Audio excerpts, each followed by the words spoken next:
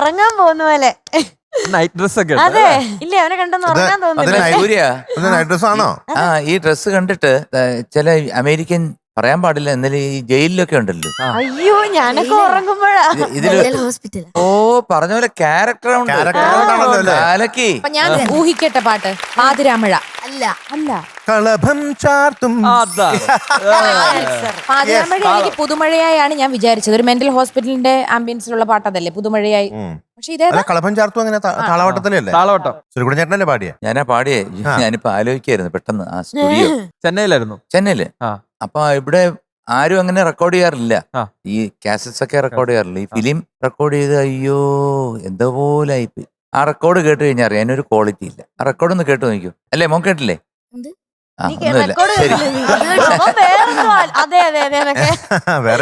Sir പറഞ്ഞത് പോലും കേട്ടില്ല. അല്ല പാട്ടിൽ കോൺസെൻട്രേറ്റ് ചെയ്യിക്കാൻ മുഴുകിയിരിക്കാൻ. ഇതൊക്കെ ശ്രീകുടിച്ചേട്ടൻ പറയുമ്പോഴാണ് റെക്കോർഡിംഗ് ക്വാളിറ്റി മോശമാണെന്നൊക്കെ നല്ലതായിട്ട് തോന്നുന്നത്. അല്ല അതാണ് അതിന്റെ പ്രശ്നം. കാരണം തോന്നിയില്ല. കാരണം അങ്ങനെ അല്ലായിരുന്നു. ശരിക്കും ഒരുപാട് പാട്ടുകൾ അങ്ങനെ ഉണ്ട് മോനെ. നമ്മൾ ഓരോ സ്റ്റുഡിയോയിലല്ലേ പോയി പാടുന്നത്. അപ്പൊ ഓരോ സ്റ്റുഡിയോയുടെയും അന്നത്തെ എഞ്ചിനീയറുടെ ഒരു ആറ്റിറ്റ്യൂഡ്. അപ്പൊ അങ്ങനെ പല സ്റ്റുഡിയോയിൽ പോകുമ്പോഴും ചില സ്റ്റുഡിയോയിൽ നമുക്കൊരു കൺവീനിയന്റ് ആവില്ല പാടാൻ. പിന്നെ അന്ന് ഹെഡ്ഫോൺ എന്ന് പറയുന്നത് നല്ല ഇപ്പോഴത്തെ സൂചിച്ച ഹെഡ്ഫോൺ ഒന്നും അല്ല. ഇത്രയുള്ളൊരു കല്ല് പോലത്തെ ഒരു സാധനം. അതും നല്ല കട്ട സ്റ്റീൽ ഇങ്ങനെ ഒരു വളയോ ഒരു ഉണ്ടയും അത്രമാത്രം. രണ്ട് സൈഡിലൊന്നും ഇല്ല. അതിങ്ങനെ ഇങ്ങനെ നിൽക്കും പാടിക്കഴിഞ്ഞു 3 മണിക്കൂറൊക്കെ പാടുമ്പോഴത്തേക്ക്. രാജസാറിന്റെ അവിടെയൊക്കെ ആദ്യം മുമ്പ് അതായിരുന്നു അല്ലേ? അതുപോലത്തെ ഹെഡ്ഫോൺ ആയിരുന്നു. ഓക്കെ അപ്പൊ ഡീറ്റെയിൽസ് പറഞ്ഞോളൂ. സിനിമ താളവട്ടം, വർഷം 1986, മ്യൂസിക് ചെയ്തത് രഘുകുമാർ സാർ, പാടിയത് MG സാർ. ഇനി എന്തെങ്കിലും പറയാനുണ്ടോ? എനിക്ക് 10 പറയാനുണ്ട്. എനിക്ക് 10 പറയാനുണ്ട്.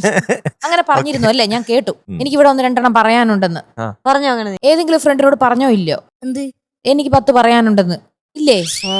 ഇവിടെ അവനിപ്പോ മൊത്തം മുഴുകി നിൽക്കുന്ന ആ പാട്ടിനകത്ത്. അല്ല പാട്ടിനകത്ത് അപ്പൊ അതിന്റേതായ അതാ നീ അഭിനയിക്കുന്നാണോ ഇങ്ങനെ? ക്യാരക്ടറായിട്ട് നിൽക്കുക. അപ്പൊ നമ്മള് ചോദിക്കുന്ന എല്ലാ ചോദ്യങ്ങൾക്കും മറുപടി പറയാൻ പറ്റില്ല. അതാണ് കാര്യം. ഓക്കെ എന്തെങ്കിലും ഷൈൻ ചെയ്യാൻ പറ്റുള്ളൂ. കിട്ടിയ അവസരം മനസ്സിലുള്ള ദേഷ്യമൊക്കെ തീർക്ക്. എനിക്ക് ഡ്രസ് ഇഷ്ടായി. ഇങ്ങനെയൊക്കെ ഇടുന്ന ഇടയ്ക്കൊക്കെ നല്ല രസമാണ്. താരക്കുട്ടി മോള് വരുമ്പോ ഒരു നല്ലൊരു എനർജറ്റിക് ഫീൽ കിട്ടുന്നുണ്ട് ഞങ്ങൾക്ക് എല്ലാവർക്കും. ഏത് പാട്ടാ പാടുന്നത്? അല്ല ഡിങ്കിരി ഞാൻ പാടിയതല്ല. ഡിങ്കിരി കല്യാണി എന്ന് പറഞ്ഞൊരു സിംഗർ പാടിയതാ. പക്ഷെ ഇത് സ്റ്റേജിൽ പാടി പാടി പാടി എന്റെ പാട്ട് പോലെ. അയ്യോ സത്യത്തിൽ ഞാൻ വിചാരിച്ചു ഡിങ്കിരി ഡിങ്കിരി ഡിങ്കിരി ഡിങ്കിരി ഡിങ്കിരി കല്യാണം. പട്ടാളം കല്യാണം ഒക്കെ ഒന്ന് തന്നെ. 3 അക്ഷരമല്ലേ ഉള്ളൂ. കല്യാണം പട്ടാളം.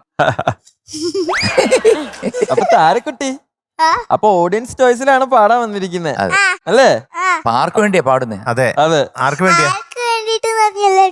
ഓഡിയൻസിന് വേണ്ടി. ഓക്കെ തുടങ്ങല്ലേ? All the best. നമുക്ക് സിംഗർ കല്യാണിക്ക് വേണ്ടി ഡെഡിക്കേറ്റ് ചെയ്യാം. കല്യാണി ഇതുവരെ ആരും കണ്ടിട്ടില്ല അങ്ങനെ. ഈ പാട്ട് ഹിറ്റ് പാട്ട് പാടിയിട്ട് കല്യാണി എവിടെയോ പോയി. ഞാൻ തമ്മിൽ കുറച്ച് പാട്ടുകൾ തമിഴിലൊക്കെ പാടിയിട്ടുണ്ട്. അതെ അതെ. അപ്പൊ കല്യാണിക്ക് വേണ്ടി ആയിക്കോട്ടെ. ഫ്ലവേഴ്സ് ഒരുക്കുന്ന കാഴ്ച വസന്തം യൂട്യൂബിൽ പ്രേക്ഷകർക്ക് ലൈവായി കാണാം. ഫ്ലവേഴ്സ് കോമഡിയിൽ ജോയിൻ ചെയ്യൂ, ആസ്വദിക്കൂ.